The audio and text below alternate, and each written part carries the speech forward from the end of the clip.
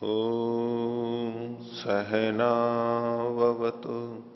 सहनौ भुनक्तु सह वीर्यं करवावहै तेजस्विनावधीतमस्तु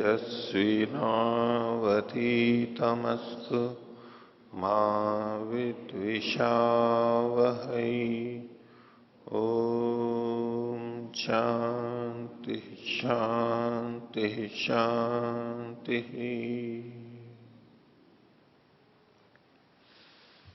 मीमांसा दर्शन के क्रम में 49वीं कक्षा और अर्थ संग्रह की 16वीं कक्षा।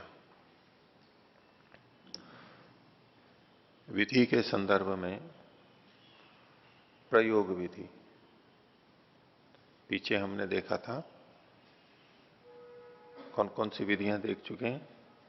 उत्पत्ति विधि, विनियोग विधि और अब प्रयोग विधि। तो प्रयोग विधि का विषय अभी चल रहा है। प्रयोग विधि कौन सी चीज कहां कैसे करनी है उसका क्रम हमें पता रहे तो हम आसानी से कर सकते हैं, शीघ्रता से कर सकते हैं, यानी विलंब नहीं होगा उसमें। और शास्त्रों में जो प्रयोग विधि बताई गई है यानी उसके क्रम को बताने के लिए संकेत किए गए वो कई ढंग से पता लगते हैं। उसके लिए उन्होंने 6 बातें बताई कि इन 6 तरीकों से हमें क्रम का पता लग जाता है, प्रयोग का पता लग जाता है। तो उसमें हमने श्रुति और अर्थ ये 2 देखे थे। उसके आगे के हैं वो आज देखेंगे। तो पिछले पाठ में से किन्हीं को कुछ पूछना है तो पूछ सकते हैं। हाँ, रविशंकर जी। पृष्ठ संख्या 117 हिंदी में जो टीका है उसमें ऊपर से तीसरा अनुच्छेद जो प्रारंभ हो रहा है, जो संस्कृत वाला श्लोक के नीचे जो उन्होंने पंक्ति लिखी है, इस प्रकार प्रयोग विधि भी प्रधान विधि ही है। तो ये स्पष्ट नहीं हुआ कि कैसे प्रयोग विधि प्रधान विधि कही है। प्रधान विधि का मतलब जो प्रधान कर्म के बारे में जो बताया जाता है और उसके क्रम को बता रहे हैं, तो वो अलग से कोई विधि नहीं हुई है। प्रधान जो कर्म है उसी के क्रम को बताया जा रहा है, तो उसी के प्रयोग को बताया जा रहा है, तो ये प्रधान विधि हुई, उसी के अंतर्गत ही तो आएगी। अलग से कोई विधि नहीं है। ये प्रधान कर्म से भिन्न विधि नहीं है। ठीक है, तो उसी अभिप्राय से प्रतीत हो रहा है जी। यूं अगर इसी तरह से माने तो फिर जो हम अंग का जो कथन करते हैं, अंगी का, प्रधान का, तो फिर वो जो अंग है वो भी प्रधान के लिए है, तो फिर उसको भी प्रधान विधि कह सकते? नहीं, ये तो ठीक है कि अंग प्रधान के लिए ही होता है, लेकिन प्रधान कर्म के एक जो पूरा बड़ा एक विस्तृत हो गया, उसमें भी एक मुख्य कर्म होता है। वो पूरा नहीं होता है। प्रधान कर्म, मुख्य कर्म एक होता है और उसके सहायक अंग अनेक होते हैं। वो सब मिलाकर के एक पूरा प्रारूप बनता है। तो प्रधान और अंग की दृष्टि से भेद हो गया। लेकिन यहां प्रयोग प्राशुभाव के लिए जो चीजें बताई गई हैं, ये विधियां कोई अलग से नहीं है, इन्हीं के अंतर्गत ही आएंगी। कि इतना ही तात्पर्य समझ में आता है। प्रयोग विधि भी प्रधान विधि ही है, कोई भिन्न विधि नहीं है, अलग से किसी कर्म की विधि नहीं है। इन्होंने ऊपर भी लिखा है, इसको सामान्यतः प्रधान विधि ही समझना चाहिए।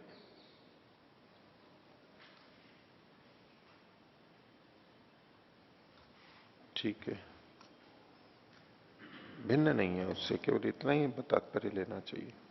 और हाँ, ओम आचार्य जी, पृष्ठ संख्या 115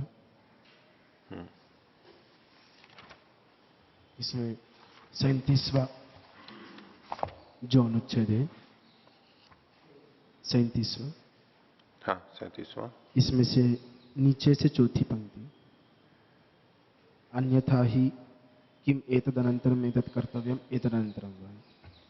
इसमें आचार्य जी इसके बाद यह करना चाहिए या इसके बाद यह करना चाहिए, इसकी असमंजस्य की आपत्ति होती है। यदि अविलंब नहीं मानेंगे तो ये कह रहे हैं। हम्म। तो अविलंब नहीं मानने पर यह असमंजस क्यों होगी? क्योंकि वहां पर जब प्रयोग विधि में क्रम बता रखे हैं तो विलंब करने पर भी क्रम तो वैसा ही रहेगा, तो असमंजस्यता किस में आएगी वो समझ। अगर प्रयोग विधि नहीं हो तो ठीक है, प्रयोग विधि से प्राशुभाव होता है, इतना ठीक हो गया। ये जो ऊपर कहा गया, सच अविलंबो नियते क्रमे आश्रिय माणे भ्रवती। आप जब क्रम कहेंगे तो क्रम तो तभी कहलाएगा ना, क्रम तो तभी कहलाएगा जब हम उसको अविलंब करेंगे, एक के बाद एक, एक के बाद एक। यदि हमने उसमें विलंब कर दिया तो अब क्रम नहीं रहेगा, क्रम टूट जाएगा। विलंब कर दिया, क्रम का मतलब एक दूसरे से जुड़ा हुआ है वो, इसके बाद ये, इसके बाद ये। अब हमने विलंब कर दिया तो एक ये और एक ये। अब जब आपस में संबंध नहीं रहा, विलंब होने से संबंध नहीं रहा, अब संबंध नहीं रहा तो कोई किसी को कभी भी कर लेगा, कोई किसी को कभी भी कर लेगा, आगे पीछे कर लेगा। इतने अंश में ही लेना। आपका अभिप्राय यह है कि भाई ठीक है, विलंब हो गया तो भी हम क्रम बना करके रखेंगे, विलंब हो गया तो भी हम क्रम बना के रखेंगे। लेकिन जो चीजें विलंबित होती हैं और क्रम नहीं जोड़ा हुआ होता है एक दूसरे से, विलंब होने का मतलब है क्रम टूटना वहां पर, तो आगे पीछे हम कुछ भी कर लेते हैं। उतने ही अंश में लेना चाहिए इसको। अन्यथा ही किम एतद अनंतरम एतत् कर्तव्यम एतद अनंतरम वा इति प्रयोग विक्षेपा पत्ते है। अब विलंब तो एक के बाद में दूसरे का भी है, विलंब तो और किसी का भी है। विलंब से हो रहे हैं तो ठीक है, कभी वो कर लो चाहे वो कर लो, इस रूप में आएगा। और अनंतरता रही, यानी तत्काल बाद में कर रहे हैं तो क्रम हो गया, तो इसके बाद यही होना है, इसके बाद यही होना है। हाँ, किंतु आचार्य जी यहाँ पर ये समझ में नहीं आ रहा आगे पीछे क्यों होगा, क्योंकि जब ये एक जगह पर हमें क्रम बताए हैं तो हम ठीक है एक गलती ये कर रहे कि विलंब कर रहे हैं, किंतु जब हमें क्रम पता है तो आगे पीछे तो होगा नहीं उसका। यदि क्रम पता है तो ये विलंब से क्रम को टूटता हुआ देख रहे हैं। विलंब अगर हो गया तो उसमें क्रम को टूटता हुआ देख रहे हैं, क्योंकि ठीक है ये इधर हुआ बहुत समय में, ये इधर हुआ, बिल्कुल अलग अलग चीजें हो गई, तो क्रम को ही टूटना देख रहे हैं विलंब से। इसलिए कह रहे हैं जब क्रम टूट जाएगा तो आगे पीछे होने लगेगा। अगर आप विलंब से करते हुए भी क्रम को निर्धारित कर चुके हैं तब तो विलंब होने मात्र से क्रम नहीं बदलेगा। आप जिस तरह से सोच रहे हैं कि क्रम का हमें पता लग गया, इसके बाद ये करना चाहिए, और बहुत विलंब से हमें पता लगता है इसका इससे कोई संबंध ही नहीं है, तो फिर कब करेंगे हम उसको? कभी भी करेंगे। मान लीजिए यज्ञ की कुछ प्रक्रियाएं हैं, पहले अग्न्याधान करना है, फिर कुछ और करना है, जल सिंचन करना है, विशेष आहुतियां देनी है, एक के बाद एक के बाद एक क्रम किया हुआ है। अगर इनको बहुत दूर दूर कर दें हम तो कोई सोचेगा इनका एक दूसरे से संबंध तो है नहीं, तो चाहे तो अब इसको कर लो चाहे इसको कर लो, कोई बात नहीं। वो एक किसी में विकृति आ सकती है। अब यूं तो बहुत सी चीजें हम बहुत लंबे लंबे समय बात करते हैं, लेकिन फिर भी क्रम है कि इसका पहले ये, फिर 2 दिन बाद ये, या 10 दिन बाद ये। उनकी दृष्टि से तो उतना काल भी अनंतर ही है, लेकिन उसको और लंबा कर दें, या तो बहुत लंबा कर दिया, तो बीज बोया, फिर पानी दिया उसमें, फिर इतने समय बाद ये तो एक क्रम हो गया। और अगर यूं बिल्कुल ही हो, बहुत दूर कर दिया, बीज अभी बोया और 6 महीने बाद में पानी दिया, तो अब दोनों में संबंध बनाएंगे क्या? क्यों? बोले नहीं, कहा था बीज बोना और फिर पानी देना, तो उसका संबंध टूट जाएगा। बोलिए पानी दिया किस लिए गया 6 महीने बाद? बीज तो, और वो बीज तो मतलब एक तरह से समाप्ति हो जाएगा, अंकुरित ही नहीं होगा। अब जो पानी दिया गया है उसका उससे संबंध नहीं जुड़ पाएगा, यानी जितना उचित काल है उससे ज्यादा काल हो जाएगा तो हमें लगेगा ये तो इससे कोई लेना देना नहीं है। लेना देना नहीं है तो कभी भी कर लो, पहले पानी दे दो, फिर बीज दे दो, बो दो, और कुछ कर दो। तो दूरी के कारण ये क्रम को भंग होता हुआ देख रहे हैं, इतना ही है बस। और पूछिए। ओम। अच्छा जी, पृष्ठ 114, इसमें जो 114 जी, 124। 14 जी, हाँ 114, यहाँ पर जो दूसरी पंक्ति है, सन्निपत्य पत्योपकारकम तु द्रव्य देवता संस्कार द्वारा याग स्वरूपे अपि उपयुज्यते इदम एव च आश्रयी कर्म इति उच्यते। तो अच्छा जी, यहाँ पर जो द्रव्य देवता आदि जो पदार्थ हैं ये याग आदि के सहायक होते हैं, क्योंकि मूल, तो इसलिए आश्रय कह रहे हैं, आश्रय जो यहाँ पर कहा गया। हाँ, ये इसके कर्म पे ही आश्रित होते हैं, इनका आश्रय कर्म होता है, ये उसी पे आश्रित रहते हैं और कहीं नहीं, उसी के लिए किए जाते हैं ये। एक दूसरा, ये जो है ना, ये तो पहले याग स्वरूप अपि युज्यते, ये तो यहां पर हो गया सन्निपत्योपकारक का। और फिर जो ये पंक्ति वैसे यहां पर कई टीकाकार इसको कहते हैं अस्थान में है और अस्पष्टता को उत्पन्न करती है, इसकी विवेचना भी की जाती है। मीमांसा न्याय प्रकाश में ठीक स्थान पर पढ़ी गई है। मीमांसा न्याय प्रकाश भी ऐसा ही ग्रंथ है, लेकिन वो विस्तृत है कुछ। उनका, इन लोगों का कहना है कि इसको संक्षेप जो किया गया, तो संक्षेप में कुछ बातें टूट गई हैं, छूट गई हैं, अस्पष्ट हो गई हैं, इधर उधर हो गई हैं। हाँ, सन्निपत्योपकारक जो कर्म है, इसको इन्होंने आश्रयी कर्म कहा है। वो अच्छा जी, यहाँ पर प्रयोग विधि जो बताया, हम कहा था यहाँ पर, तो यहाँ पर जो इन्होंने कहा कि तद अविलंबे अपि प्रमाण अभाव इति, तो हाँ। ये जो प्रकृति याग होते हैं, सोमयाग आदि, तो उसमें जो उसके अंग हैं मूल के, प्रकृति याग के प्रयाज आदि, और उसके भी जो अभिक्रमण आदि जो अंग हैं, अंग के अंग, तो उनमें जो अविलंब विधि होती है, तो उसको भी, उसमें तो कुछ वहाँ पर क्रिया करने के बाद में फिर थोड़ी देर के बाद में फिर वो क्रिया की जाती है, वहाँ पे तो विलंब होता है जी उस क्रिया में। नहीं, इतना तो विलंब होता ही है, जो उचित है वो तो समय लगता ही है उसमें। एकदम तो शीघ्रता से कर नहीं सकते, संभव नहीं है। तो जितना समय लगता है उचित है, उसकी तो कोई बात नहीं है। जितना आवश्यक है, उचित है, उससे अधिक समय लगता है, उसी को विलंब कहा जाएगा। जितना उचित है उसको विलंब नहीं कहते। और कोई बोलिए। ओम। ओम। अच्छा जी, 118 पृष्ठ पर जी तीसरे अनुच्छेद की अंतिम पंक्ति, जी एक प्रसरता भंग वयेन भक्षानुवादेन क्रम मात्र से विधातुम अशक्यत्वात्। ये एक वाक्य था कि भंग से अशक्य किस रूप में? आपका प्रश्न यह है कि एक प्रसरता भंग कैसे हो रही है यहां पर? एक वाक्यता भंग, एक प्रसरता भंग का मतलब है एक वाक्यता का भंग होना। एक वाक्यता अर्थैकत्वात् एकम वाक्यम, एक प्रयोजन होता है तो एक वाक्यता होती है उसकी, किसी की भी एक वाक्यता किस आधार पर देखी जाती है? क्योंकि एक विशेष प्रयोजन के लिए कुछ शब्दों का समायोजन किया गया है, ये एक विधि होती है उसके अंदर। यदि उसमें दो दो चीजें हो रही हो, दो दो चीजें हो रही हो, तो वो दो वाक्य माने जाएंगे। इसमें मीमांसा में और आगे देखेंगे हम विस्तार से।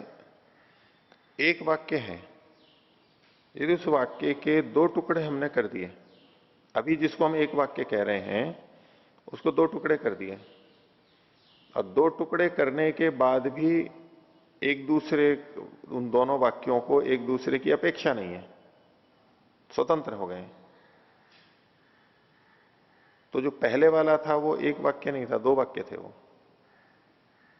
यदि एक वाक्य के टुकड़े करने पर आकांक्षा रहती है एक दूसरे की, अपूर्णता रहती है, तो कहते हैं कि एक वाक्य था।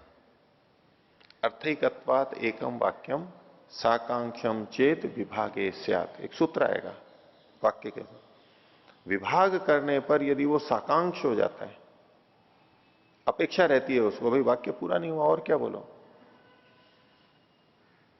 राम कल गांव को गया, एक वाक्य है, एक वाक्य हमें लग रहा है। अब इसको दो टुकड़े कर दीजिए। राम कल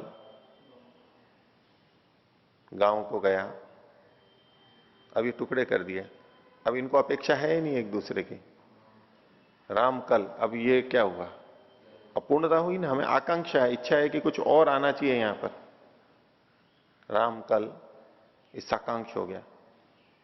तो वाक्य उसे कहते हैं जो अपने आप में तो पूरी बात कह रहा है, और लेकिन यदि टुकड़े कर दिए तो साकांक्ष हो जाता है।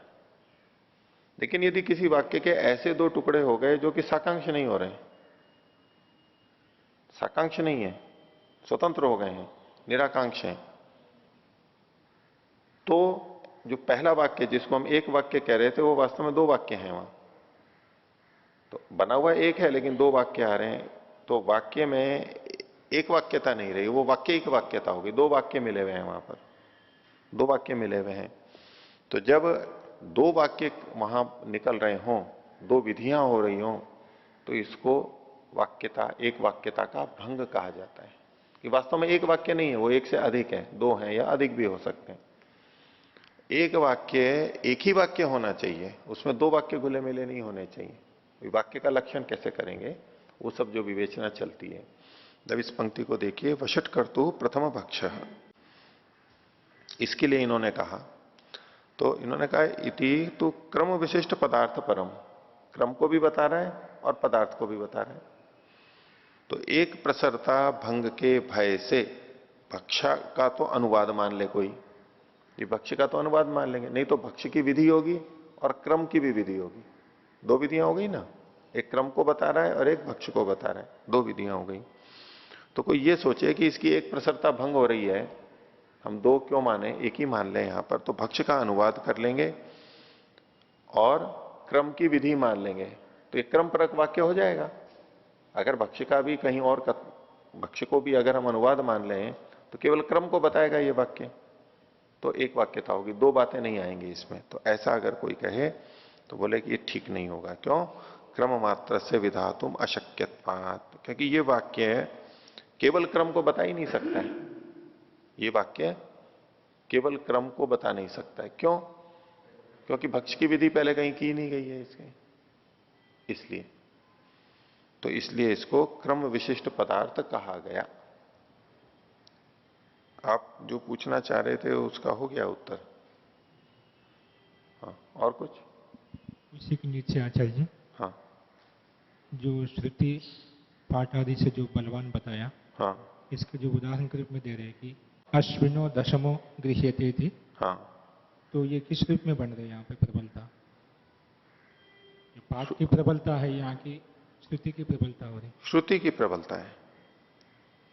ये जो है ना, आश्विनो दशमो गृह्यते, ये जो दशमः है ये श्रुति है, अर्थात क्रम बोधक साक्षात वचन यहां पर पढ़ा गया है। श्रुति का मतलब श्रवण, जिसका हम श्रवण करते हैं, लिखा हुआ है, सुना जा रहा है। अगर क्रम को बताने वाला साक्षात शब्द या वाक्य है तो ये श्रुति के अंतर्गत आएगा। ठीक है? तो दशमः, तो ये सीधे सीधे क्रम को बता रहे हैं, 10वें स्थान पर बता रहे, तो ये श्रुति हो गई। तो क्यों ये बलवान हो गया? क्योंकि वैसे ये कहां पर था? तृतीय स्थान पर पढ़ा गया था। अगर पाठ को देखते, पाठ के अनुसार अगर हम देखते तो ये तीसरे स्थान पर पढ़ा हुआ था। यदि श्रुति नहीं होती है तो अर्थ के अनुसार काम हो जाता है। अर्थ, श्रुति और अर्थ का भी पता नहीं लग रहा है, निर्धारण नहीं हो रहा है, तो पाठ के क्रम से निर्धारण हो जाता है क्रम का। लेकिन वहां श्रुति भी पढ़ी हो और पाठ से भी पता लग रहा है, पाठ से तीसरा स्थान उसका प्राप्त हो रहा है और श्रुति से 10वां प्राप्त हो रहा है, तो दो विरुद्ध चीजें हो गई। मानना तो एक ही पड़ेगा, नहीं तो संदेह है कि ये करें या वो करें, तो कौन सा मानेंगे? तो जब 10वां कह दिया गया तो उधर क्रम में भले ही, पाठ क्रम में भले ही उसको तीसरे स्थान पर पढ़ा गया हो, 10वां कहना ये इतना प्रबल प्रमाण हो गया कि अब इसके आगे कुछ नहीं, दूसरे की किसी की नहीं चलेगी, ये सबसे प्रबल माना जाएगा। ठीक है, बोलिए। ओम। आचार्य जी 114 पृष्ठ पर अनुच्छेद 36 की ऊपर से तीसरी पंक्ति, इसमें द्रव्य, देवता और संस्कार, ये तीन चीजें हैं। तो द्रव्य तो व्रीहि आदि है, तो स्पष्ट हो गया। देवता और संस्कार क्या चीज होती है? संस्कार जैसे पीछे प्रोक्षण आया था, विहीन प्रोक्षति, वो संस्कार माना जाता है, उसमें कुछ परिवर्तन किया जाता है, इसको गुणांतराधान कह लीजिए ऐसा। और देवता? देवता तो जिसके लिए द्रव्य का त्याग किया जाता है उसको देवता कहते हैं। वो अलग अलग जगह अलग अलग देवता निर्धारित किए गए हैं, और मीमांसा दर्शन में भी देवता से संबंधित चर्चाएं आएंगी बहुत सारी, कि देवता होते हैं, नहीं होते हैं, कैसे होते हैं, लेकिन देवताओं को ये मान के चलते ही हैं। द्रव्य दिया जा रहा है, त्याग किया जा रहा है, तो किसके लिए किया जा रहा है वो तो निर्धारित होना ही चाहिए, उसी को देवता कहते हैं यहां पर, जिसके लिए दिया जा रहा है। तो आगे देखिए, पृष्ठ संख्या 124। तो श्रुति अर्थ और उसके बाद में है पाठ। तो पाठ क्रम, पाठ का जो क्रम है वही पाठ के नाम से कहा गया है। तो अर्थ संग्रह के पृष्ठ संख्या 124 और जो प्रकरण में संख्या है ये 40वां। पदार्थ बोधक वाक्यानाम यह क्रम स पाठ क्रम। पदार्थ यानी कर्म, कर्म के बोधक बताने वाले वाक्यों का जो क्रम होता है उसको पाठ क्रम कहते हैं। विभिन्न कर्मों को बताने वाले जो वाक्य हैं, ये करो, ये करो, ये करो, ये करना चाहिए इत्यादि, उन वाक्यों का जो क्रम है, वो वाक्य जिस क्रम से पढ़े गए, पहले इस वाक्य को पढ़ा गया, फिर इस वाक्य को पढ़ा गया, फिर इस वाक्य को पढ़ा गया, ये जो उन वाक्यों का क्रम है उसको पाठक्रम कहते हैं। क्रिया से संबंधित वाक्यों को जिस क्रम से पढ़ा गया है उसको पाठक्रम कहते हैं। तस्माच्च पदार्थानाम क्रम आश्रियते, और उससे यानी मंत्रों को या वाक्यों के क्रम से पदार्थों का यानी क्रियाओं का क्रम भी पता लगता है। उसी के आधार पर क्रियाओं का कर्म निर्धारित किया जाता है। जहां श्रुति और अर्थ नहीं है वहां पर पिछले दो नहीं होने चाहिए, वहां ये लगेगा। आगे ये नहीं क्रमेण वाक्यानि पठितानि, इसी बात को खोल रहे हैं कि भाई जिस क्रम से वो वाक्य पढ़े गए हैं उस शास्त्र में, तेनैव क्रमेण अधीतानि अर्थ प्रत्ययम जनयंती, जिस क्रम से पढ़े गए हैं उसका जो अर्थ है, बोध होता है, वो भी उसी क्रम से आएगा। पहले वाक्य को पढ़ा तो उसका अर्थ आ गया, दूसरे वाक्य को पढ़ा तो उसका अर्थ आ गया, तीसरे को पढ़ा तो उसका अर्थ आ गया। वाक्य को पढ़ते जाएंगे तो अर्थ तो साथ साथ आता जाएगा। तो पाठ का जो क्रम था उसी क्रम से अर्थ का भी क्रम होता है, हमें उसी तरह पता लगता है। अब उससे आगे कहते हैं यथा प्रत्ययम च पदार्थानाम अनुष्ठानम, और जैसे जिस जिस अर्थ को हमने जाना है जिस क्रम से, उसी क्रम से उन कर्मों का भी अनुष्ठान होता है, होना चाहिए। सच पाठो द्विविधा, ये पाठ दो प्रकार का होता है। पहला मंत्र पाठ हो, ब्राह्मण पाठश्चैति, मंत्र पाठ और ब्राह्मण पाठ। मंत्र पाठ मतलब जो संहिता का भाग होता है, संहिता का, वेद का जो सीधा सीधा भाग होता है संहिता पाठ, वो मंत्र कहलाता है, वो मंत्र का पाठ है। विभिन्न कर्मों के लिए जो मंत्र जिस क्रम से पढ़े गए हैं उस हिसाब से देखा जाता है, निर्णय किया जाता है। और दूसरा है ब्राह्मण पाठ। ब्राह्मण पाठ वो होता है जो मंत्रों को उद्धृत करते हुए ये कहता है कि इससे इस क्रिया को करे। क्रिया को सीधे कहने वाले जो वाक्य होते हैं वो ब्राह्मण पाठ कहलाते हैं। तो दोनों ही पाठ हैं। आगे तत्र आग्नेय अग्निशोमीयो तत्त याज्ञानुवाक्यानाम पाठाद यह क्रम आश्रियते स मंत्र पाठा। तब इसमें उदाहरण दिया आग्नेय और अग्निशोमीय, ये दो अलग अलग याग मान लिए इन्होंने। इन दो यागों का उदाहरण दिया, इनके जो अपने अपने याज्ञा अनुवाक्या पाठ मंत्र दिए गए हैं, मंत्र पढ़े गए हैं, उनको उसी क्रम से करना चाहिए। मंत्र जिस क्रम से दिए गए हैं याज्ञानुवाक्या मंत्र, उसी क्रम से करना चाहिए। तो युधिष्ठिर जी ने जैसे वहां व्याख्या की है, उसी मंत्र के एक भाग को याज्ञा के रूप में और उसके दूसरे भाग को प्रारंभ के भाग को अनुवाक्य के रूप में और उसके आगे के भाग को याज्ञा के रूप में, इसलिए वो उसी मंत्र को याज्ञानुवाक्या कहते हैं। उसी का कुछ भाग बोलते हैं, इससे देवता का आह्वान करते हैं, वो अनुयाज्या अनुवाक्या, और जो आहुति दी जाती है उस भाग को याज्ञा के नाम से कहा गया। तो अनुवाक्या और याज्ञा, तो वहां मंत्र जिस क्रम से पढ़े गए हैं उसी क्रम से क्रिया की जाएगी, उसी से क्रम का बोध होगा। ये मंत्र का हो गया। आगे, सचायम मंत्र पाठो ब्राह्मण पाठात बलियान। तो दो पाठ थे, मंत्र पाठ और ब्राह्मण पाठ। इसमें मंत्र पाठ ब्राह्मण पाठ की अपेक्षा बलवान होता है। यदि दोनों की प्राप्ति हो रही है तो मंत्र पाठ के अनुसार काम किया जाएगा। क्यों है उसका कारण बता रहे हैं। अनुष्ठाने ब्राह्मण वाक्यापेक्षया मंत्र पाठ से अंतरंगत्व। हम जो मुख्य कर्म कर रहे हैं, जो क्रिया कर रहे हैं, वो अनुष्ठान कर रहे हैं, वही तो, उसी के लिए तो ये सारी चीजें, ये साधन के रूप में है। ये सारे पाठ, मंत्र पाठ या तो ब्राह्मण पाठ उसके अंग हैं। अंगी कौन है? वो अनुष्ठान, वो क्रिया। तो उस क्रिया का अंतरंग कौन है, निकट कौन है? जो अंतरंग है वो बलवान होगा, जो बहिरंग है वो दुर्बल माना जाएगा।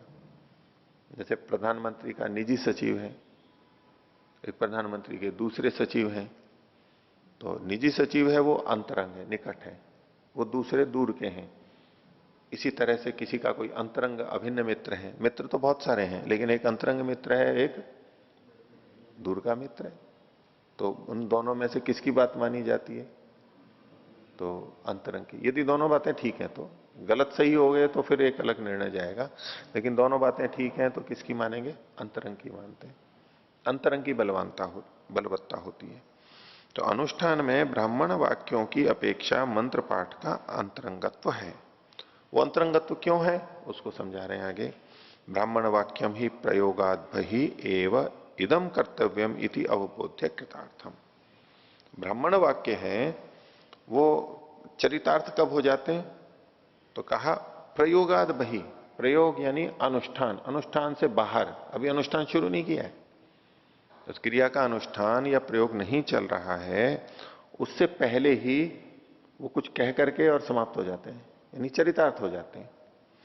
ब्राह्मण वाक्यम ही प्रयोगाद बहि एव इदम कर्तव्यमिति, यह करना चाहिए, इसको जना करके चरितार्थ हो जाते हैं। ब्राह्मण वाक्य केवल ये कहता है ये करना चाहिए, अभी किया नहीं है लेकिन किसी को प्रेरणा दे दी ऐसा करना चाहिए, उसको प्रेरणा मिल गई, यहां मेरे को ऐसा करना चाहिए, अब इसके बाद में वो करेगा, तो करना तो बाद में प्रारंभ होगा, उससे पहले ब्राह्मण वाक्य तो चरितार्थ हो चुका है। उसका यही तो प्रयोजन था, प्रेरणा देना कि ऐसा करो, और उसने स्वीकार कर लिया ऐसा करना है, ब्राह्मण वाक्य चरितार्थ हो गया। तो प्रयोग के बाहर ही इदम कर्तव्यमिति, ये करना चाहिए, बस इतना कह करके वो चरितार्थ हो गया। और मंत्र पुनः प्रयोग काले व्याप्रियंते, जो मंत्र भाग है वो तो अनुष्ठान में, प्रयोग में साथ में विद्यमान रहता है, उसको बोलते हुए क्रियाएं की जाती हैं। तो क्रिया के अनुष्ठान के समय में, अनुष्ठान काल में मंत्र रहते हैं, इसलिए उसका अंतरंगत्व है। अनुष्ठान क्रम से स्मरण क्रमाधीनत्वात्, क्यों मंत्र वहां पर रहते हैं कि ये जो अनुष्ठान का क्रम है, इसके बाद ये करना चाहिए, ये करना चाहिए, इसके स्मरण क्रम के अधीन होने से, कि हमें पहले स्मरण होना चाहिए, ये करना है, फिर ये करना है, फिर ये करना है, और वो स्मरण किस आधार पर होता है? वो मंत्रों के आधार पर होता है। हमें मंत्र याद आते हैं कि इसके बाद ये मंत्र है, ये मंत्र है, उसके अनुसार वहां क्रियाएं करते चले जाते हैं, की जाती हैं। तो अनुष्ठान के का क्रम स्मरण पर आधारित है और वो स्मरण मंत्रों के पे आधारित है, इसलिए वो वहां पर अंतरंग होते हैं।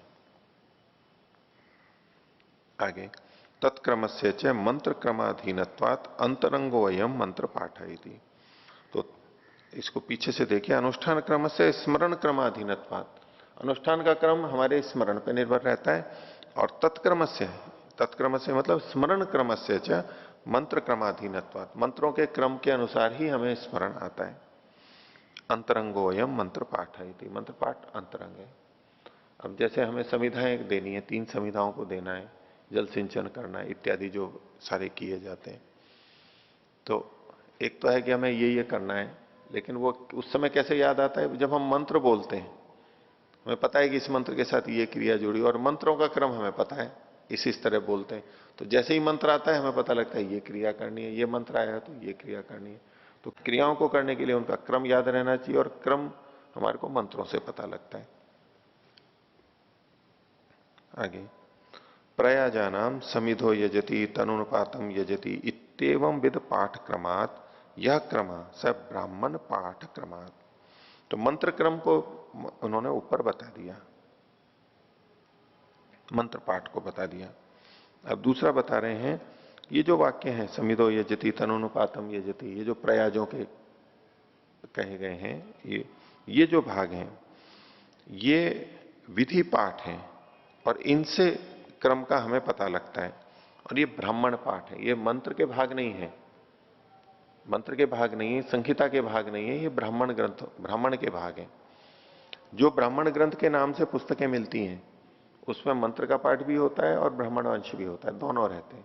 और जो संहिताएं रहती हैं उसमें केवल मंत्र भाग रहता है, उसमें ब्राह्मण का भाग नहीं रहना चाहिए, ब्राह्मण का भाग नहीं होता है। जो मंत्र भाग है उसको अपौरुषेय माना जाता है, और ब्राह्मण भाग है वो मनुष्यकृत माना जाता है, विनियोग कैसे कैसे करना चाहिए। हालांकि ये जिस तरह से व्याख्याएं करते हैं उसमें ये ब्राह्मण को भी अपौरुषेय मानते हैं, पर उसमें अगर हमें करना भी हो ब्राह्मण का अपौरुषेयत्व, तो उसमें जो मंत्र भाग आया हुआ है केवल उसका अपौरुषेयत्व मानना चाहिए, बाकी का नहीं। मीमांसा के अनुसार बाकी जो है वो अपौरुषेय नहीं कहलाएंगे, वो पौरुषेय होते हैं। आगे, यद्यपि ब्राह्मण वाक्यानि अर्थम विधायक कृतार्थानि, ये जो ब्राह्मण वाक्य मान लो समिधो यजति तनुपातम यजति, तो पीछे इन्होंने कहा था कि ब्राह्मण वाक्य प्रयोग विधि अनुष्ठान के पहले ही प्रेरणा देकर के चरितार्थ हो जाते हैं। तो उसी को दोहरा रहे हैं कि यद्यपि ब्राह्मण वाक्य अर्थ को विधान करके कृतार्थ हो जाते हैं, चरितार्थ हो जाते हैं, यहां हमारा प्रयोजन पूरा हो गया, लेकिन फिर भी प्रयाजादी नाम क्रम स्मारकांतरस्य, इसको प्रमाण शब्द यहां बीच में जोड़ लेते हैं, क्रम स्मारक प्रमाणांतरस्य अभावात तानी एव क्रम स्मारकत्वेन स्वीक्रियन्ते। तो ब्राह्मण वचनों का प्रयोजन तो केवल यह था कि आप प्रयोग करो, इतना बता दिया, लेकिन इनके क्रम को बताने वाला कोई दूसरा प्रमाण नहीं है, यानी दूसरा कोई वचन आदि नहीं प्राप्त हो रहा है हमारे को। ऐसी स्थिति में ये ब्राह्मण वचन भी क्रम को बताने में सहायक हो जाते हैं। यदि प्रमाणांतर मिल रहा है यानी मंत्र मिल रहा है, तब तो मंत्र के अनुसार ही क्रम निर्धारित होगा। अगर कुछ भी नहीं है तो ब्राह्मण वचन भी इस काम को कर देगा, यद्यपि वो चरितार्थ हो चुका है प्रेरणा दे करके, ऐसा करना चाहिए, लेकिन फिर भी उसका उपयोग यहां पर किया जाता है, तो ये ब्राह्मण पाठ कहलाएगा। तो पाठक्रम दो तरह से, मंत्र पाठ से और ब्राह्मण पाठ से पता लगता है हमारे को। हो गया। आगे तो हमने तीन चीजें देखी, पहला श्रुति, दूसरा अर्थ, तीसरा पाठ, अब चौथा है स्थान। स्थान से भी हमें क्रम का पता लगता है उन कर्मों का, तो उसको बता रहे हैं आगे पृष्ठ संख्या 127, और ये अनुच्छेद से क्रम, ये जो सारा प्रकरण है वो 41वां। स्थानम नाम उपस्थिति, स्थान का मतलब उपस्थिति, उपस्थिति मतलब बुद्धि में उपस्थित होना, स्मरण होना। कैसे, वो आगे बताएंगे। यस्य ही देशे यो अनुष्ठीयते, स्थान का एक मतलब वो होता है ये वस्तु यहां है तो इस जगह पे ये भी आता है, उसका एक स्थान होता है, ये जगह होती है, एक तरह से वो क्रम ही होता है। ये कहां होगा ये कहते हैं स्थान है, किस स्थान पर ये होगा तो वो निर्धारित हो जाता है, तो ये बुद्धि के अंदर हमारे को उपस्थित हो जाता है। तो यस्य ही देशे यो अनुष्ठीयते तत्पूर्वतने पदार्थे कृते स एव प्रथम उपस्थितो भवति इति युक्तम तस्य प्रथमम अनुष्ठानम। जिसके स्थान पर जिसका अनुष्ठान किया जाता है, उसके उदाहरण आगे बताएंगे। जिसके स्थान पर जिसका अनुष्ठान किया जाता है तो वो पहले वाले पदार्थ के कर लेने पर वह ही सबसे पहले उपस्थित हो जाता है, वो उसका उचित क्रम है। अभी इतने वाक्यों से आपको कुछ समझ में नहीं आएगा, ये तो एक शाब्दिक अर्थ किया है, उदाहरण के माध्यम से ये समझ में आएगा। देखिए आगे, अतएव, इन पंक्तियों को हम दोबारा देखेंगे नीचे का समझ के, फिर लग जाएगा कि यहां क्या कह रहे थे ये। अतएव सद्यस्क्रे अग्निशोमीय सवनीय अनुबंध्यानाम अग्निशोमीय अनुबंध्यानाम सवनीय देशे सहानुष्ठाने कर्तव्ये आदौ सवनीय पशो अनुष्ठानम इतरयो पश्चात। देखिए इसमें पहला शब्द तो आया साध्यस्क्र, एक याग का नाम है, ये विकृति याग है, विकृति याग है ये। तो ज्योतिष्टोम तो प्रकृति याग है, सोम याग तो प्रकृति याग है, ज्योतिष्टोम ये विकृति याग है। तो विकृति याग में सारी बातें कही नहीं गई होती है, तो उसमें प्रकृति से आती है, प्रकृतिवत विकृति कर्तव्य, प्रकृति से बहुत सारी बातें आती है। साध्यस्क्र में इसमें सत्य, सत्य मतलब शीघ्र ही, एक ही दिन में, एक ही दिन में जो चीज की जाती है उसको साध्यस्क्र, ऐसा याग है। वैसे मान लीजिए कई दिन में होता है वो, तो उन सबको मिला के शीघ्रता से कर रहे हैं और एक ही दिन में उसको कर रहे हैं, ऐसा ये याग है, तो ये साध्यस्क्र है। अब उसमें 3 अनुष्ठान साथ साथ प्राप्त हो रहे हैं, अग्निशोमीय, सवनीय और अनुबंधे, ये 3 चीजें प्राप्त हो रही हैं। जैसे पीछे भी आया था, तो अग्निशोमीय चौथे दिन होता है, सवनीय 5वें दिन होता है और अनुबंधे आवसत्य दिन अंतिम दिन होता है। तो यहां अब एक ही दिन में होना है, तो ये तीनों की प्राप्ति होने लग रही है एक ही दिन में। तो तीनों को कैसे करें? तो सामान्य दृष्टि से हमारे मन में क्या आता है, वहां जिस क्रम से करा गया है वहां पर भी उसी क्रम से कर ले तीनों को। एक ही तो दिन में करना है, अनेक दिन में है तो एक दिन में कर लिया, तो एक दिन में भी उसी क्रम से कर लें। प्रथम दृष्टिया हमारे मन में यह आता है, यहां दूसरे ढंग से करेंगे। तो सवनीय देशे सहानुष्ठाने कर्तव्य, एक स्थान सहनुष्ठान कर्तव्य होने लगा। सहनुष्ठान के लिए एक वचन भी मिल जाता है कि इनको एक साथ करना चाहिए। सह पशुन आलभेता, आगे वाक्य आएगा कि इन तीनों को साथ साथ ही कर ले, तीनों को साथ साथ कर ले। पीछे जो किया था, यानी 3 दिनों में जो किया था, उनके सबकी अपनी अपनी कुछ पूर्व में विधि है, फिर और है, फिर वहां पर ये करते हैं। अब एक ही दिन में करने हैं तो कहा कि तीनों को साथ साथ कर ले। अब साथों को करे तो इनका क्रम क्या रखें? यहां पर क्रम क्या है? अग्निशोमीय, सवनीय और अनुबंध्य, ये क्रम है वहां पर जो प्रकृति में है। अग्निशोमीय, सवनीय और अनुबंध्य, प्रकृति में ये क्रम है, तो क्या उसी क्रम को यहां पर रखें? ये विचारणीय बात है। तो सहानुष्ठाने कर्तव्य, इनको साथ साथ करना है। ये प्राप्त होने पर आदौ, पहले सवनीय पशु अनुष्ठानम, सवनीय पशु का पहले अनुष्ठान होगा, इतरयो पश्चात, बाकी 2 का बाद में होगा। अब बाकी 2 का बाद में होगा तो अब कैसे क्रम बन गया? पहले सवनीय आया, फिर अग्निशोमी आया, फिर अनुबंध्य आया, बदल गया ना क्रम। तो प्रकृति के अनुसार नहीं रहा, लेकिन ये क्यों बदला? उसके लिए ये स्थान लक्षण के आधार पर बदला है। क्यों? आगे कहा, तस्मिन देशे अश्विन ग्रहणानंतरम सवनीय सेव प्रथम उपस्थिति। उस दिन में, एक ही दिन में, साध्यस्क्र में, और वैसे भी ज्योतिष्टोम जब करते हैं तो वहां जब सवनीय की प्राप्ति है तो वहां अश्विन ग्रह के ग्रहण के अनंतर है। एक पात्र है ग्रह जिसमें सोम रखा जाता है, उससे पीते हैं या रखते हैं, आहुति देते हैं, रखते हैं उन पात्रों के अंदर, ग्रहों में, पात्रों में सोम को रखते हैं, वो छोटे छोटे चषक जैसे होते हैं। तो उसमें अश्विन ग्रह, अश्विन देवता वाला जो ग्रह है, उसके बाद में सवनीय करना था। तो ये तो अलग अलग दिन होते थे वैसे ज्योतिष्टोम में, लेकिन साध्यस्क्र में एक ही दिन में जब तीनों प्राप्त हो रहे हैं तो अश्विन ग्रह के अनंतर वहां पर प्राप्ति हो रही है तीनों की। अश्विन ग्रह के अनंतर इन तीनों की प्राप्ति हो रही है। अब तीनों को किस क्रम से करें? तो कह रहे हैं सवनीयों को पहले करें, क्योंकि प्रकृति में अश्विन ग्रह के अनंतर सवनीय को कहा गया है। अश्विन ग्रह के अनंतर सवनीय को कहा गया है। तो अश्विन ग्रह के बाद की अनंतरता सवनीय की स्थान लक्षण से प्राप्त हो रही है। सवनीय कब करना चाहिए? अश्विन ग्रह के अनंतर करना चाहिए, तो उसकी बस वहां पर प्राप्ति हो गई। तो तस्मिन देशे अश्विन ग्रह अनंतरम सवनीय से प्रथम उपस्थिति, वो ही सबसे पहले उपस्थित होगा। अब इस पहली पंक्ति को फिर से देखिए। स्थानम नाम उपस्थिति, ये तो हो गया, उपस्थित होना ये स्थान हो गया। यस्य ही देशे, जिस देश में, यो अनुष्ठीयते, जिसका अनुष्ठान किया गया है। तो ये जिस देश में मतलब सवनीय में, जो अनुष्ठीयते मतलब वो तीनों की प्राप्ति हो रही है।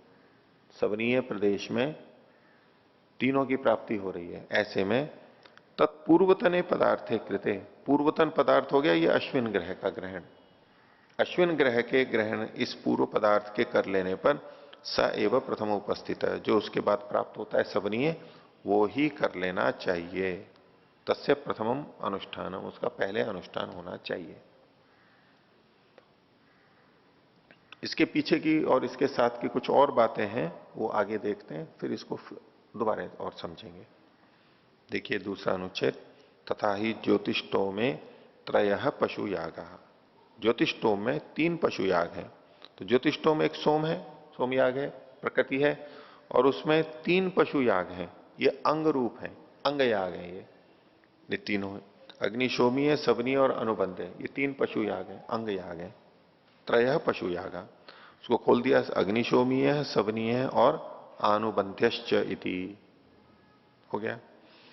तेज भिन्न देश, और इनके देश भी भिन्न है, यानी स्थान भिन्न भिन्न है, इनके अलग अलग दिनों में किए जाते हैं। वो कौन से दिन है उसको खोल के बता रहे हैं, जैसा पहले भी आया था। अग्निशोमीय औपवसत्थे अहनि अहनी, औपवसत्थे दिन में अग्निशोमीय पशु याग करना चाहिए। ये दीक्षा से चौथा दिन होता है, औपवसत्थे दिन। आगे कहा सवनीय सुत्या काले, सवनीय पशु याग कब करेंगे? सुत्या काल में करते हैं, जिस दिन सोम का रस निकाला जाता है उस दिन सवनीय होता है। नाम ही उसका सवनीय, मतलब सवन जिस दिन किया जाता है उससे जुड़ा हुआ होने से सवनीय पशु याग कहते हैं उसको। ये 5वें दिन होता है। तो सवनीय सुत्या काले। अनुबंध्यस्तु अंते, अनुबंध्य पशु याग अंतिम दिन होता है, आवसत्य दिन नहीं, आपवसत्य नहीं, ये होता है अवभृत, अवभृत स्नान, अवभृत करते हैं, अंतिम दिन होता है। तो ये अनुबंध्यस्तु अंत्य, अंतिम दिन होता है। आगे सत्यस्क्रो नाम सोम याग विशेष। इस सत्यस्क्र क्या है? एक याग विशेष है भिन्न प्रकार का। अब चूंकि ये सोम याग है तो इसकी प्रकृति जो होगी वही होगी ज्योतिष्टोम। सच अव्यक्तत्वात् ज्योतिष्टोम विकार। ये जो साध्यस्कर याग है ये अव्यक्त है। अव्यक्त का मतलब है इसके द्रव्य देवता आदि सारे अंगोपांग वहां पर प्रकट नहीं है, कहे नहीं गए हैं। तो जैसे विकृति यागों में होता है पूरे नहीं प्रकट हैं, और चूंकि सब प्रकट नहीं है अव्यक्त होने से ये ज्योतिष्टोम का विकार है। यानी ज्योतिष्टोम इसकी प्रकृति है और साध्यस्कर उसका विकार है, विकृति कर्म है। अतस्ते त्रयोपि पशु यागा साध्यस्क्रे चोदक प्राप्त। तो ये तीनों पशु याग हैं, अग्निशोमीय, सवनीय और अनुबंधे, ये तीनों पशु याग सात्यस्क्र में कैसे प्राप्त होते हैं? चोदक वचन से प्राप्त होते हैं, अतिदेश वचन से प्राप्त होते हैं। अतिदेश वचन क्या है? प्रकृतिवत विकृति ही कर्तव्य। इस वचन से यहां पर तीनों प्राप्त हो रहे हैं।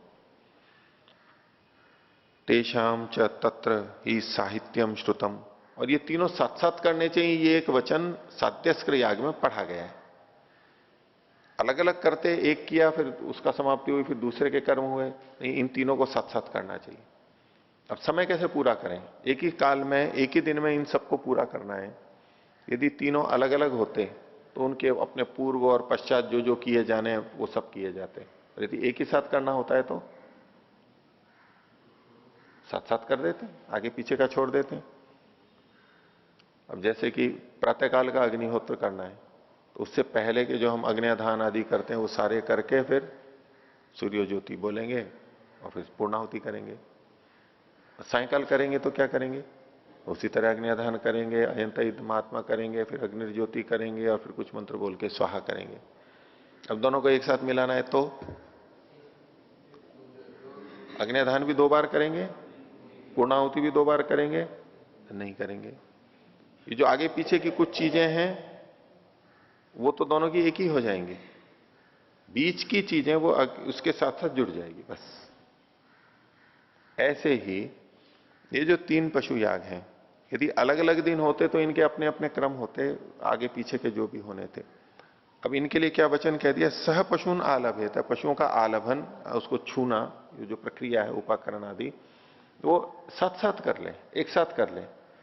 तो इससे संबंधित जो आगे पीछे के कर्म हैं वो अलग अलग नहीं होंगे, तीनों को साथ करना है।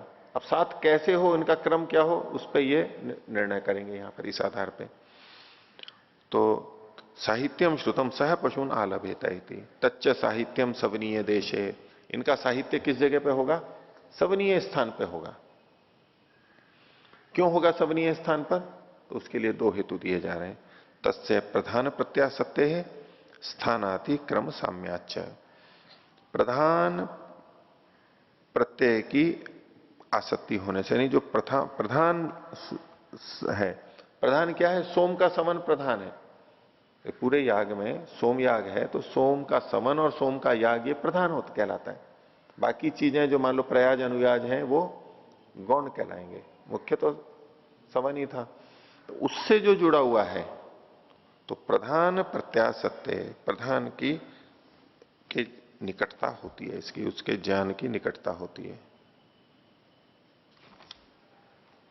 दूसरा स्थानाति क्रम साम्याच्च, इनके स्थानों का जो क्रम अतिक्रमण हो रहा है उसकी भी समानता है, यानी कम स्थान अतिक्रमित करना पड़ रहा है और समान रूप से करना पड़ रहा है।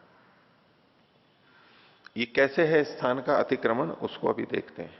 नीचे बता रहे हैं ये देखिए, सबनीय देशे ही अनुष्ठाने, यदि सबनीय स्थान पर इनका अनुष्ठान किया जाए तीनों का, तो अग्निशोमीयानुबंध्यो स्व स्व स्थानातिक्रमो भवति, अग्निशोमीय और अनुबंध्य का अपने अपने स्थान से अतिक्रमण होगा। ये तीनों हैं, इन तीनों को किस जगह पे करना चाहिए, तो सबनीय देश में करना चाहिए। तो इनका स्थान का अतिक्रमण कैसे होगा, एक एक कर से होगा। मान लो तीनों हैं, एक बीच में है, तो उधर ऊपर वाला भी यहां आ गया और नीचे वाला भी यहां आ गया। मान लीजिए यहां अजमेर है, अजमेर एक तरफ दिल्ली है और एक तरफ अहमदाबाद है। एक व्यक्ति दिल्ली रहता है, एक व्यक्ति अजमेर रहता है और एक व्यक्ति अहमदाबाद रहता है। तो बैठक कहां होनी चाहिए, अजमेर में। क्या फायदा है, बराबर बराबर आ जाएंगे, यानी अगर समान दूरी मान के चलो, लगभग समान ही है वैसे तो समान होगा। दिल्ली में भी तो रख सकते हैं, इसमें भी दोनों को जाना पड़ रहा था। तो अगर दिल्ली में रखते हैं तो जो अजमेर से दिल्ली गया है उसका तो उतना ही होगा, चाहे दिल्ली से अजमेर आए चाहे अजमेर से दिल्ली जाए, ये तो बराबर ही होगा। लेकिन अहमदाबाद वाला जब दिल्ली जाएगा तो उसको दुगना, अजमेर तक ही आता था वो, उसको और ज्यादा जाना पड़ गया।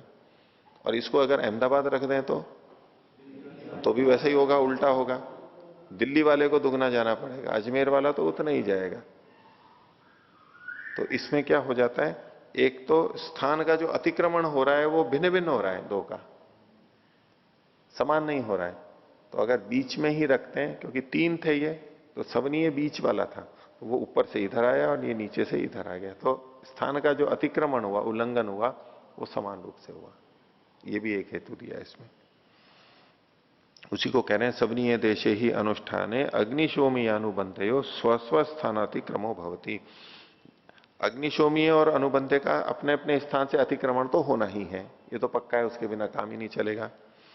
और अग्निशोमीय देशे अनुबंधे व अनुष्ठाने, यदि अग्निशोमीय में अनुष्ठान करें, यानी दिल्ली में जैसे, और अनुबंधे में यानी तो अहमदाबाद में। ऐसे त्रयाणाम अपनी स्व स्व स्थानातिक्रम, तीनों का ही अपना अपना स्थान से अतिक्रमण हो जाएगा।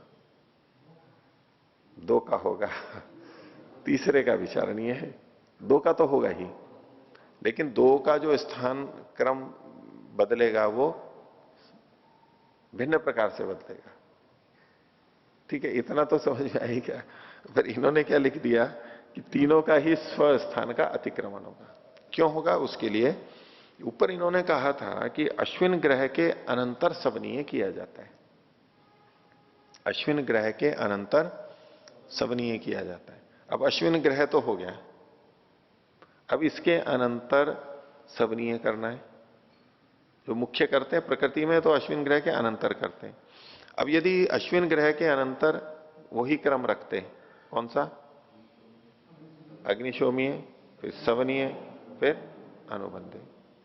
तो अग्निशोमीय और अनुबंधे तो अपने स्थान से च्युत होकर के आ ही चुके हैं, और सवनीय भी अश्विन ग्रह के अनंतर नहीं हुआ। बीच में कौन आ गया?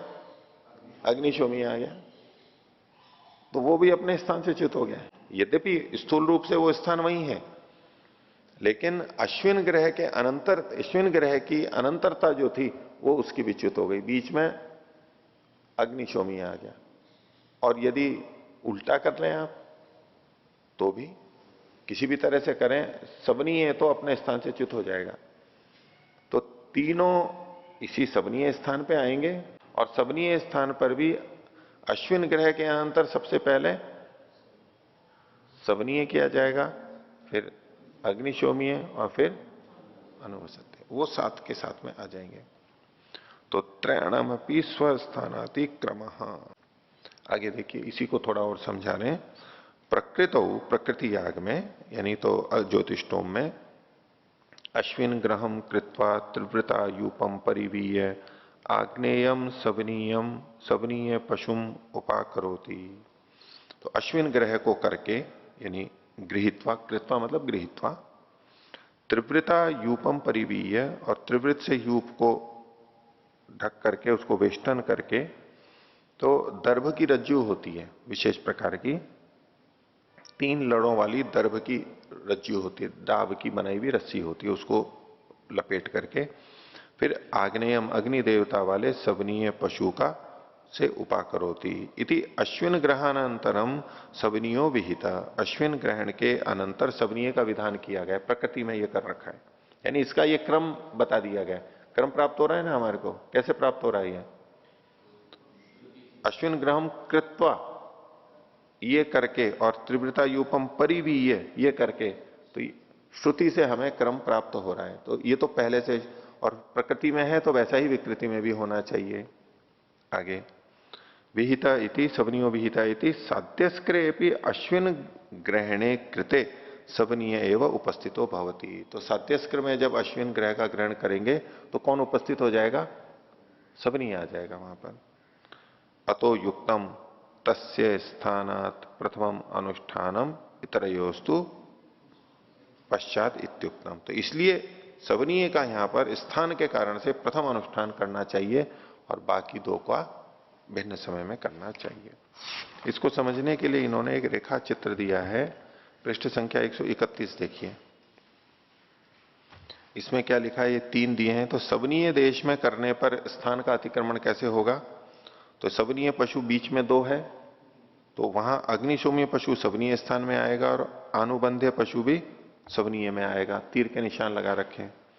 और यदि अग्निशोमीय में करेंगे तो क्या होगा? सबनीय अग्निशोमीय की जगह जाएगा, और अनुबंध्य सबनीय को भी उलांग करके आगे जाएगा। ये लंबा हो गया। और इसी के विपरीत अनुबंध्य देश में अगर स्थान का अतिक्रमण करेंगे तो अग्निशोमीय को अनुबंध्य में आना पड़ेगा, और सबनीय को भी नीचे आना पड़ेगा। तो ये असमान देश का अतिक्रमण हो रहा है। पहले वाले में अतिक्रमण हो रहा है, लेकिन समान देश का अतिक्रमण हो रहा है। बाकी 2 में असमान देश का अतिक्रमण हो रहा है। तो इस आधार पर यह स्थान लक्षण कि किसका स्थान यहां पर होगा, उसके अनुसार, तो एक तो मुख्य के साथ में होना, 2 हेतु यहां पर बताए गए थे। 2 हेतु बताए गए। यद्यपि यहां पर हमें श्रुति से भी काम चल रहा है, अश्विन ग्रह के ग्रहण के अनंतर सबनीय है, इतना हमारे को प्रकृति से पता लग रहा है, लेकिन साथ में कहा गया कि ये साथ साथ भी करने चाहिए। तो साथ साथ में अब कौन सा किसकी जगह पे आएगा, तो सबनीय को पहले लेना चाहिए। अगर प्रकृति से पूरा पूरा देखेंगे तो प्रकृति में तो अग्निशोमियों को पहले कहा गया है और उसी क्रम से लेना चाहिए, पर उसके बाद भी यहां की जो विशेष कथन किए गए विकृति याग में, उससे वो बाधित हो जाएगा और इसी क्रम से होगा। यद्यपि प्रकृति का भी हम सहयोग ले रहे हैं, यहां पर अश्विन ग्रह के अनंतर जो कर रहे हैं ये भी प्रकृति से ही ले रहे हैं, लेकिन प्रकृति से एक विशेष क्रम भी प्राप्त हो रहा है और दोनों चीजें प्राप्त हो रही हैं, तो यहां हमारे को संदेह उपस्थित हो रहा है कि आखिर करें कैसे यहां पर। तो उसके लिए कुछ जगह पे जैसे कि अतिक्रमण तो हो ही रहा है, जैसे रेलगाड़ियां चल रही होती हैं, अगर विधिवत चल रही हो तो क्रम से आती हैं, जिस क्रम से आई है उसी क्रम से निकल जाती है स्टेशन से। और अगर चल के आ रही हो और उसमें से आमने सामने से आ रही हो, एक ही पटड़ी हो, एक को रुकना होता है किसी स्टेशन पे प्रतीक्षा के लिए, दूसरी निकल के जाती है, तो किसको पहले निकालते हैं? किसी नहीं, दोनों एक्सप्रेस हो। आप चलो मालगाड़ी है वो है तो विशेष को निकाल दिया, लेकिन उसमें भेद यूं करो, एक समय पे चल रही है और एक विलंब से चल रही है, तो किसको पहले निकालेंगे? नहीं, विलंब वाली को निकालना चाहिए ना वैसे तो। भाई जो दुर्बल है, जो पहले से ही पिछड़ी हुई है, उसको रोकेंगे तो और पिछड़ जाएगी, लेकिन वहां नियम क्या करते हैं, ये जो समय पे चल रही है उसको पहले निकाला जाता है, उसको तो समय पे रखना ही है। जो विलंब वाली तो विलंब हो ही रही है, अब उसके कारण से औरों को भी विलंब करो, ये नहीं होता है। तो जिसका समय होता है, समय पे आ रही है, उसको सबसे पहले निकाला है, दूसरी तो विलंब है जो है। तो यहां सबनीय समय पे है, उसका समय मुख्य जगह पे है, तो उसके कारण औरों को इस इधर उधर अतिक्रमित होना पड़ रहा है, तो होना पड़ेगा उसको, ये समय के ऊपर किया जाएगा उसी स्थान पर। तो आज का पाठ इतना ही रखते हैं। प्रणव ध्वनि।